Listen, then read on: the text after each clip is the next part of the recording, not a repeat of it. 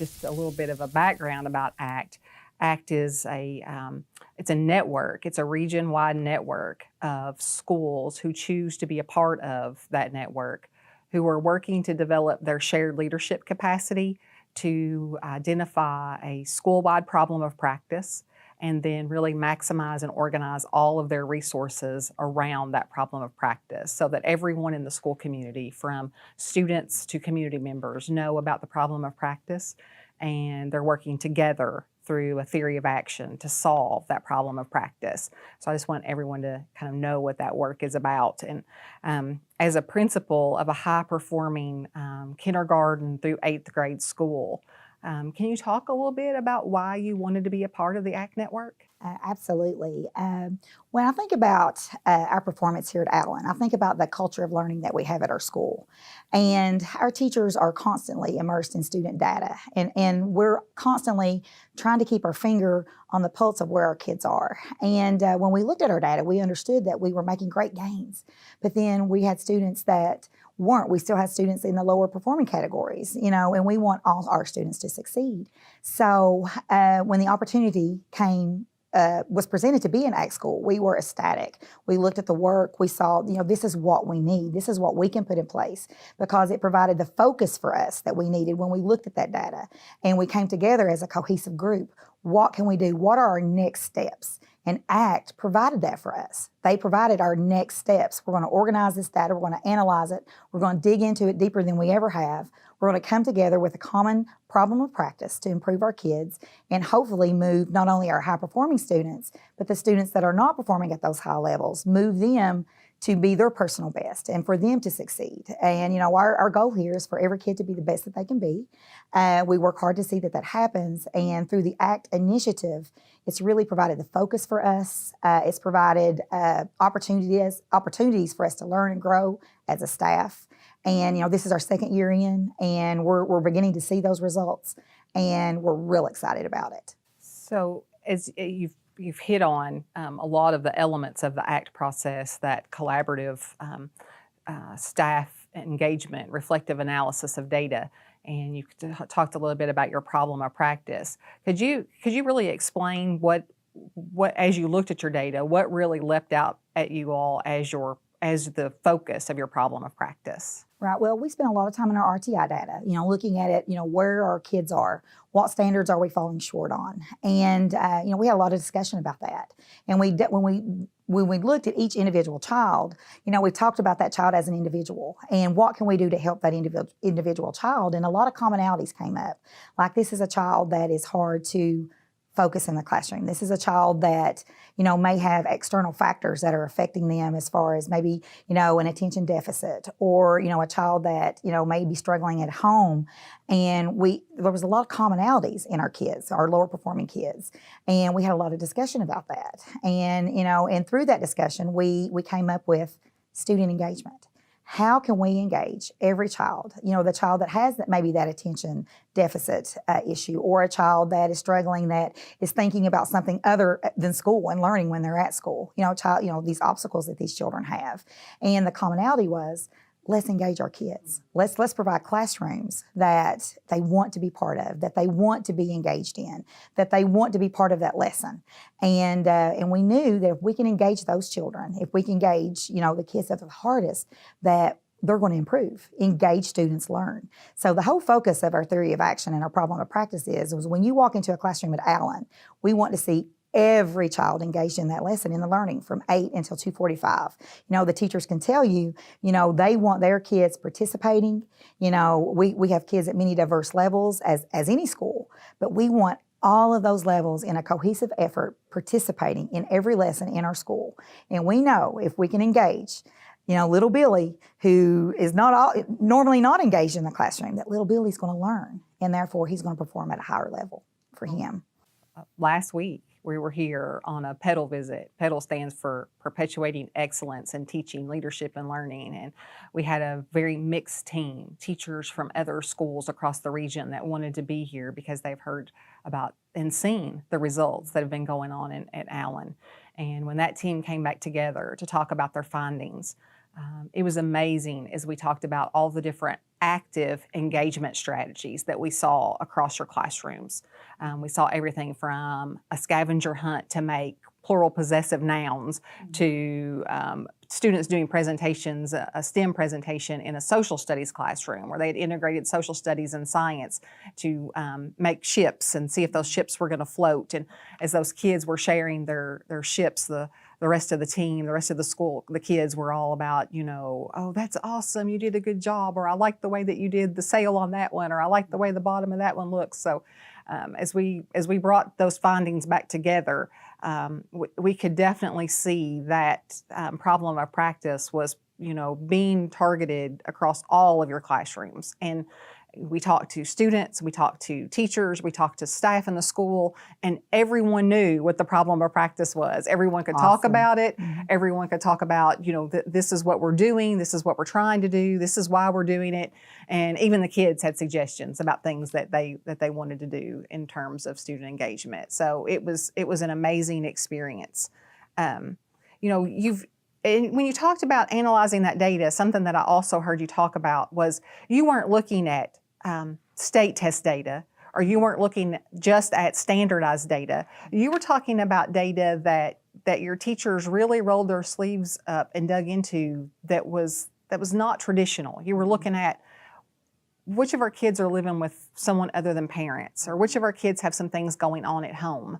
And I think that's just a very different and innovative way of looking at data, and data that we don't always put our hands on and don't always think of as being informative to our practice. So yeah, those are the things that affect the child. The living conditions that children have at home, the obstacles that they have in their lives, prevent them from learning at times. And we want to provide that atmosphere when they come in and one thing that we've also noticed and the teachers have elaborated on is they're quieter students, students that don't always engage in a lesson.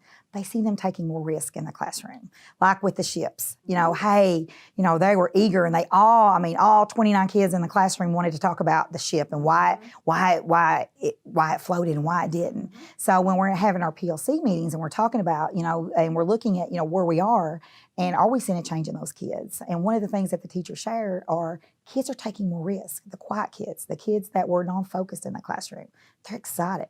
And that's what we want. If we walked out into these classrooms right now today, one thing that we would want to see are excited kids that are happy to be here, kids that are eager to learn, kids that are interested in what's going on in the classroom. So, and we feel like, we're seeing that every day. So it's real reassuring to hear that from our pedal visit. The teachers were excited about that. When the crew left, it's like, this is, what did they think? Our kids were so excited. And I was able to share that. Yeah, our data says we're on the right track. We're doing the right things for these kids, and they are engaged more in our classroom. So, taking those risks, bringing those kids out of their shells, we're seeing that, and it's amazing. That's wonderful. And we were so excited on that pedal visit to have such a mixed team and have teachers and administrators from across the region who were able to come to your school and through the lens of your problem of practice, get into classrooms and interview staff and interview students and really help give you that formative feedback about, and you're really early on in your project, for this year. You haven't even made it to the Fire Summit yet to share your draft and get feedback, but to actually give you some of that initial feedback and ideas and suggestions. So it was great. So you mentioned that this is your second year in ACT, which we were so glad that you all applied and were accepted again into the network. Can you talk a little bit about how your problem of practice and your work has maybe changed in this second year as we've refined the protocol and the network and the framework, but also how you all have kind of refined your problem of practice? Yes, in our second year, we've kind of refined. We're still definitely focusing on our student engagement, getting our kids active in our classrooms, and we've added some things. Now that we're taking those risks in our classrooms, and we're seeing, what are our next steps for this year. So we kept the student engagement, and teachers, they want more. They want, how can I do this? What can I do? So we're increasing the national board standards in all of our classrooms, and we're documenting that. which is something new to our plan this year, taking that a little bit further. We're also adding professional development for our teachers through micro-credentialing. And basically what we're doing, and they're excited about that. They were a little nervous at first because they're like, what is this? What is this process that she's asking us to do? But they're seeing now, we've got several teams that are ready to submit for their micro-credentialing. So they're seeing that it fits perfectly for the work that we're doing. And basically we're doing the student engagement learner micro-credential, and it's professional development. And our teachers are working in teams. So we have a kindergarten team, first grade team, third grade, all the way through 8th grade.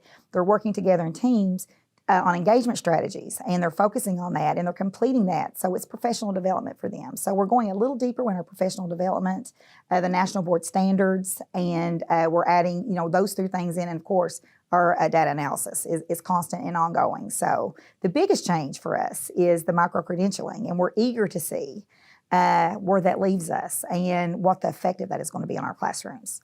And it's exciting to watch how you all are doing that as PLC cohorts, so that the teachers have each other as supports. So while we're kind of testing the waters about this new way of professional learning, that they're actually doing it as a professional learning community, applying that learning in their classrooms, bringing it back and talking to each other about how it went and what are next steps. And some of the discussions that we've had with the teachers is it makes them think about their kids. When you're putting together that type of activity and you're thinking, okay, this is my focus, and this is, it forces them to kind of think about everybody. I mean, we talk strategically about how we put our kids in groups. And that's one of the things that we've talked about, and micro-credentialing is brought to them. They understand the dynamics of their kids even more, because when they're putting together that activity for their micro-credential, they're digging deep into what is the best dynamic for this student group. How am I going to group my kids to where they can work and be beneficial to one another? What works? Because we know as a teacher and as an educator that the more we know our kids, the better. Yeah. And the micro-credentialing is really bringing that. We have a lot of talk about how they, we talked probably 30 minutes on how to set up our groups. When we're doing this micro-credential activity, how do we want our kids grouped? What's going to be the most effective way to do that? What's the activity? How are the kids going to react? So it's constant focus on the children. And through that, we've had a couple teams already do their videotape. Yeah. And they were like, oh, it was great. And they're coming back to PLC and they're sharing. And they're like, man, I'm glad we talked about our groups, because it really forced me to think more about my kids, more about the situation that I'm putting them in and what I'm asking them to do. And have I prepared them to be successful? So as educators, that's what we have to do every day. Am I putting my kids, our kids, in a situation that they can be successful? Yeah. So those are the conversations that we're having around the micro-credentialing, and the preliminary data on that. We can talk a little bit more in the spring, but preliminary data says that we're on the right track. That's and the teachers are excited about it. A lot of times we hear educators talk about, that struggle to personalize learning. But what you're talking about is if you really know your students and the situations where they're gonna experience the most success, that is about personalization. Absolutely, and it brings a differentiation factor into it. Almost. It's like you're doing it, and that's what the teacher's like. Hey, when I'm focusing on this, it all comes into place. Yeah. I'm starting thinking, oh, I need this resource, I need that resource, I need to do this. I walked into a classroom just yesterday, and there were diverse learning groups. One group was doing AR, and they were buddy reading together. One group was doing a constructive response, a K-prep-like assessment. Another group was doing a scavenger type hunt, looking for details and text evidence. There was flexible seating in the classroom, and it was all I could do to contain myself. I was like, this is it. This is what we want for our kids. This is what we want our classrooms to look like. So it's like, yes, we're on the right track. Yeah. So it was really exciting to see when I walk into a classroom and I can see our teachers working hard. We have an amazing team here that are dedicated to kids, and I could never say that the culture of learning in this building makes it easy for me to bring these new initiatives to them, because it's open arms, because they're about their kids. And when we see that, when administrators, we go in and we see these things in the classroom, we're like, yes, this is working. This is what we want. So we talked a little bit about how ACT is a voluntary network, that it's, people apply to be a part of the project, and then those applications are screened by our funding partners. And, there's, it's hard for me to tell people what the benefits of being in ACT are, or why you should consider applying to be an ACT school. if you were talking to someone who was sort of on the fence trying to decide, do we want to apply to be a part of this work or not, what would you say to them? I could get them over the fence. Good. I could get them over the fence because I would say, listen, you're an administrator, and if your school is about kids, which I know it is, if it's about kids and it's for kids, and your mindset, your growth mindset says, what is the next steps? As educators, we always have to look ahead. We're driven by our student data, but we've got to look ahead. How am I going to continue to improve? How am I going to continue to improve my school? This is an amazing opportunity for that. It provides focus. It provides opportunities to learn, data through the pedal visits, the principal cadre. I mean, I've grown as an administrator just getting to go into other buildings and talking with other administrators and bringing those things back to my school. The money, I mean, the budget items that we have, hey, it's money. That's right. Who's going to turn down money in a school? I mean, that would amaze me. So, there's funding behind it. It provides focus, and it is next steps for our schools. Yeah. And, hey, I hope I can stay in it forever. I hope you can too. I hope it continues. I want it to go on forever, and I want to always be a part of the work because I understand. So, I would say if you want to move your school, you want to provide focus for your school, you want to provide a culture of learning that's about kids, ACT's the way to go. As we looked at last year's results, I just remember just being amazed at, the increase in proficiency, the decrease in student behavior problems, the increase in attendance. I saw so many different measures that you all moved on as part of ACT. But I also saw, as you were talking about, the school came together around a common problem. So as you're looking ahead at the April Fire Summit, when you all share your results, what do you hope to be able to share as these are the results of Allen Elementary participating in ACT for its second year? Right. Well, I want to be able to have data across the board that supports our work. I want to see a continued decrease in discipline referrals, and we saw that last year. And, kids that are engaged in the classroom, kids that are excited about learning, they have less opportunities to make those bad decisions. So we want to see continued drop in our discipline, our attendance, kids that want to come to school. I hear conversations in the hall, oh, you got to come tomorrow because we're doing this. And we're doing this in Miss Bowling's room, and we're doing this in Miss Childers' room. So I'm hearing those conversations. They're sharing those with me, so we want our attendance to be strong. We're focusing on component 9 of our district walkthrough document, and that is engagement in the classroom. So our goal is 100%, that when administrators come in, that we're marking the highest level for that we're there. And there's work for us to do because we're not there yet. But our teachers are learning, and they're taking those risks. And we feel like, I want to say, hey, this is where we began in component 9 of the walkthrough document. This is where we ended. So we're seeing higher levels of engagement. And teachers do peer reviews each 9 weeks as part of the ACT work as well. And they're marking when they go into a classroom. So they get to say, they're actually going through the engagement on component 9, and we're using that data as well. Yeah. So, and of course, we want overall that the main at the end of the day, we want our kids to be better prepared for their futures, and we want to have the data that backs that up. That yes, this is working, and everything so far, we feel like we're on the right track, and those are the things that we'll be looking at in the spring.